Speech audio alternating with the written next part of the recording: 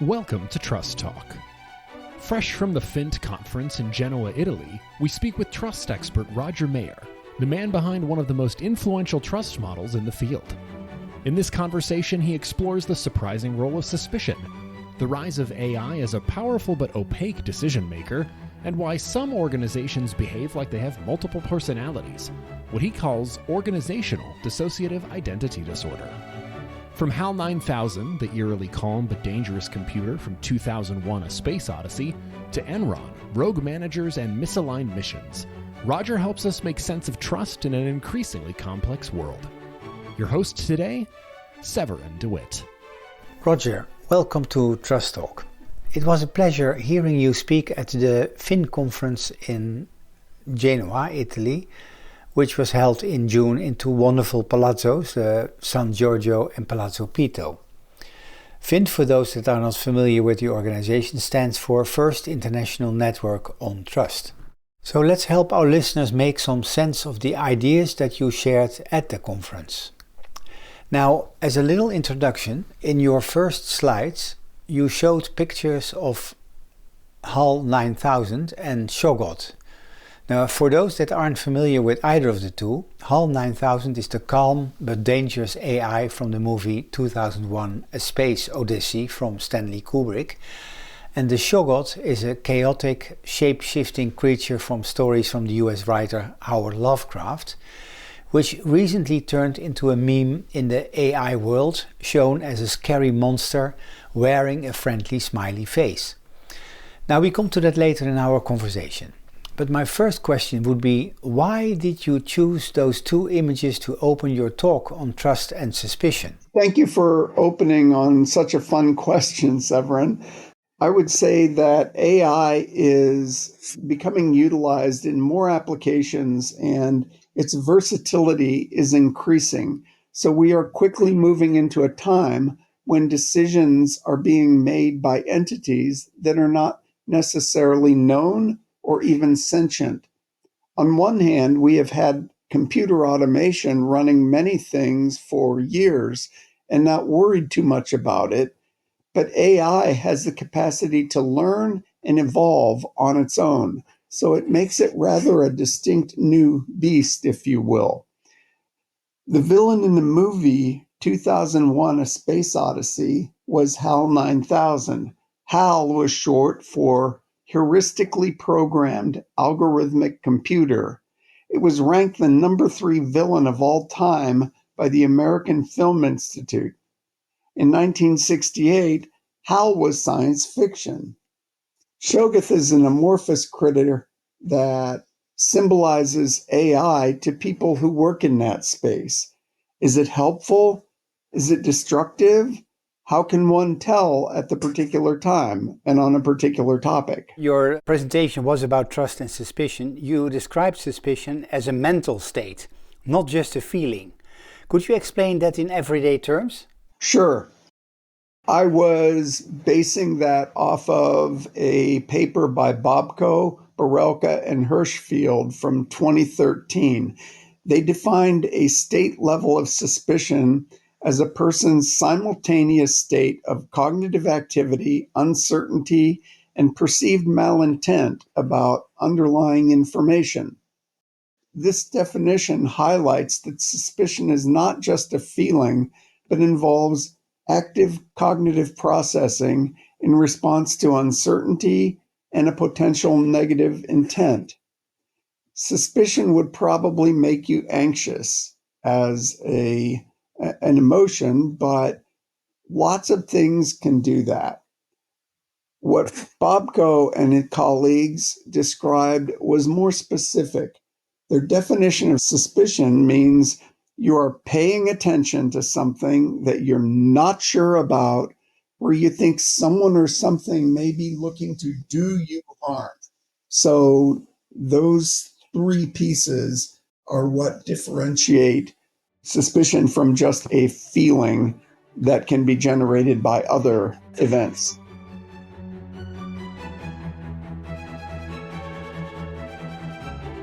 Why do you think suspicion is so relevant right now in the workplace, in the politics, even tech, like in AI? Well, as AI is becoming more prevalent in our society, it's increasingly difficult to know who's pulling the strings and making things happen. The proverbial smoke filled back room where powerful people can make decisions that are scary is becoming worse because AI, as either a part of such a decision process or as a decision making entity all on its own, is even less transparent to those who may be affected by a decision. As long as one is paying attention, all the ingredients are there to warrant being suspicious. Is suspicion always bad? Or can it sometimes help build trust in the long run? I guess it depends on how you define suspicion. As Bobko and colleagues wrote, you can be suspicious that your family is going to throw you a party. They set that possibility aside by their inclusion of perceived malintent. So, if you suspect that the top management team is intending to promote you, suspicion could build trust.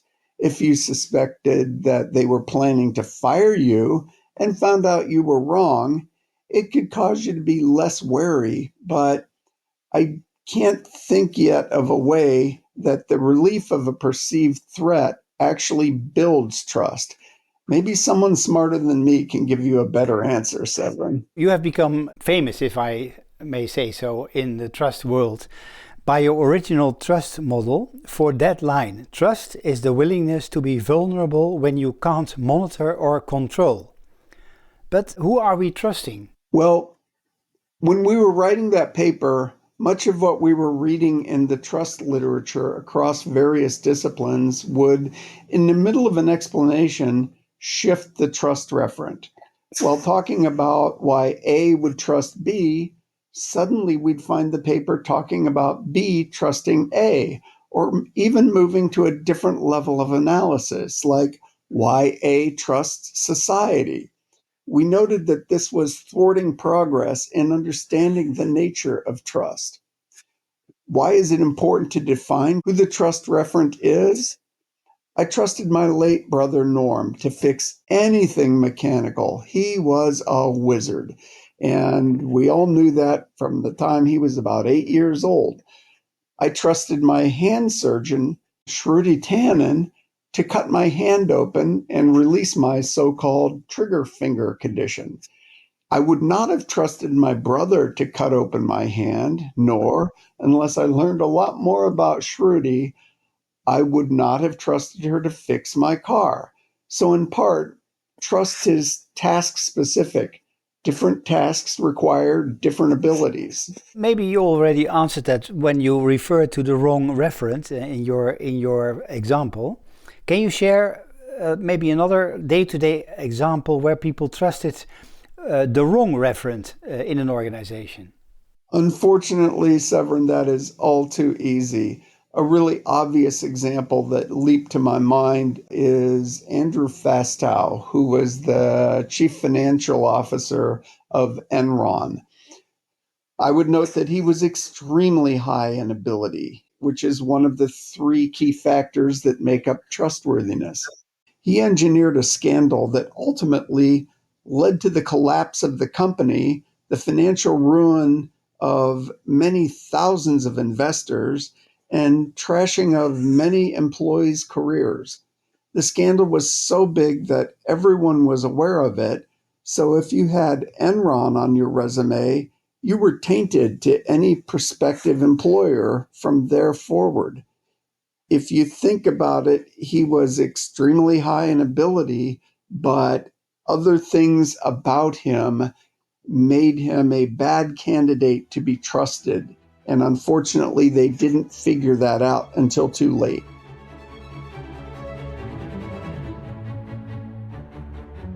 During your presentation, you introduced something called ODID, or Organizational Dissociative Identity Disorder. For those hearing it for the first time, it sounds like a disease. It is actually a bit like a disease in the effects that it can have on employees. Imagine being married to a person with multiple distinct personalities. You could make plans together, and 10 minutes later, the spouse has no recollection of such plans or that they had agreed, and is livid with you that you are taking actions to implement the plans that you made together. That would be maddening, right? Take that relationship and substitute your employer for your spouse. What if it was like the employer had multiple distinct personalities and their expectations of you were very misaligned with one another? That is what we termed organizational DID. Since Michelle Williams and I first published this ODID phenomenon, every time I have described it to an employee, they light up. The problem is apparently very real to many people. What causes this kind of internal identity conflict in organizations? It can come from a variety of places. One would be merging organizations that have different identities, such as one that is focused on being a low-cost healthcare provider and one that's dedicated to giving the best possible care to their patients. Unless the mission and philosophy of the new conjoined organization is hammered out and employees are brought on board with it, managers and other important decision makers will be pulling in inconsistent directions. It can also come from organizational mission drift, where the organization once had a clear, agreed upon mission, but in taking on new responsibilities or serving new clients, expectations of managers and employees that were once aligned become increasingly misaligned. ODID. It can also come from essentially rogue managers who understand what the organization is trying to do, but who are in it for themselves, and so push their employees to do things that are to their own personal benefit and that are inconsistent with what other parts of the organization are asking for. Is audit something that can be fixed, or do organizations just learn to live with it? It can be fixed. It takes a concentrated effort by upper management to recognize and admit that there is a problem and to fixing it. Oh, yes, along with all their other responsibilities.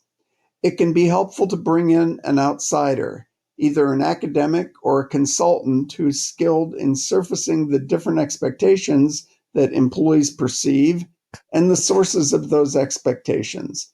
It must be someone that the employees trust not to betray their confidence, since they can be seen to be outing their managers, which I think gives academics the advantage because we are bound to confidentiality by our universities. But that sounds pretty self-serving, doesn't it? Once the opposing, what we call vectors in the organization, are identified, the leadership needs to realign them or help employees make sense of how they should respond to the apparent inconsistencies. What is the hierarchy of the priorities? So the bottom line in this effort is helping employees make sense of the situation.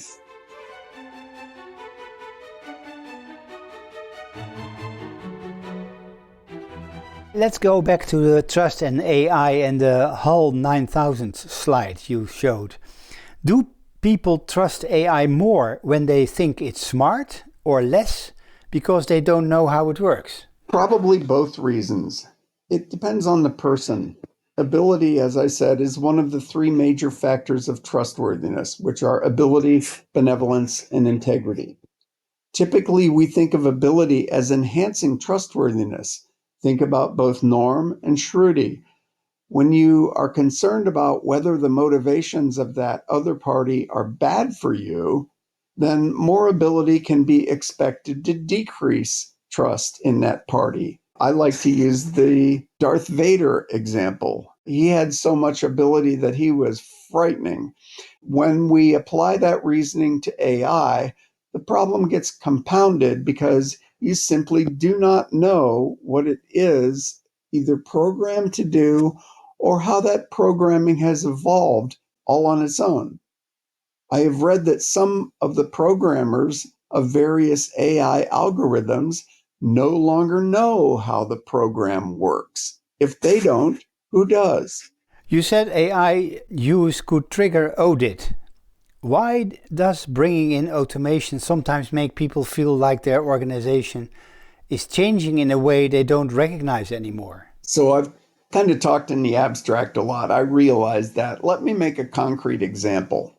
Suppose HR decides that AI can do a better job of selecting who to hire and who to promote, given all the issues that must be considered, including seeking the highest performance from people and the legal ramifications of hiring and promotion.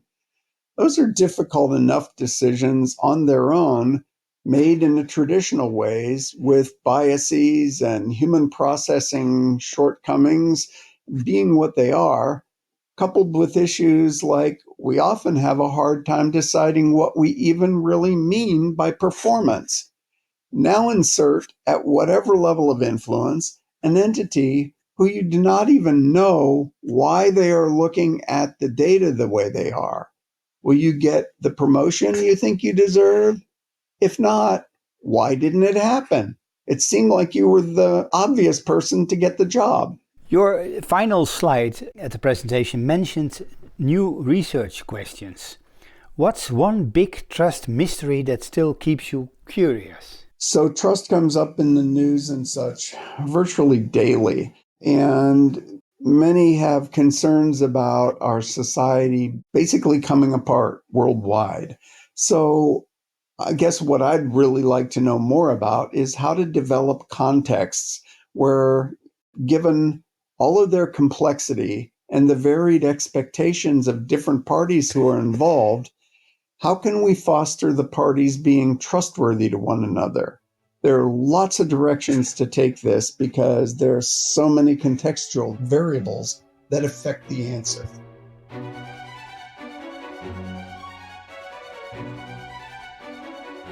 If a young researcher asks you where to look next, suspicion, AI, audit, what would you tell them? I would tell them, think about what each of them is and how they interact with one another, and then let passion drive you. The best research, I think, comes from people who are really committed to solving a question, not just to getting the next check mark on their curriculum vitae. And so those who get really absorbed in a question understand the real depth of it and then help to come up with understanding of it that can lead to solutions. That comes from, I think, in large part from passion. And so that'd be my answer.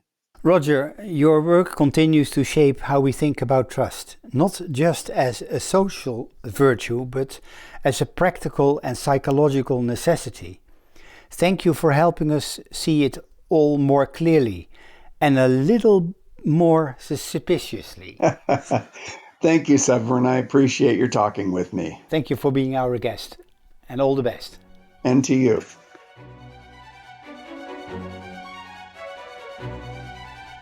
Thank you for tuning in to this episode of Trust Talk. We hope today's conversation inspired new insights into the transformative power of trust. At Trust Talk, we're committed to exploring trust's role in shaping a better world, one story at a time. If our mission resonates with you, we invite you to support us. Your donation, no matter the size, helps us continue these meaningful conversations. Visit us at trusttalk.co/donate to contribute and be part of this journey. Thank you for listening and being part of the Trust Talk community. We can't wait to have you join us again for the next episode.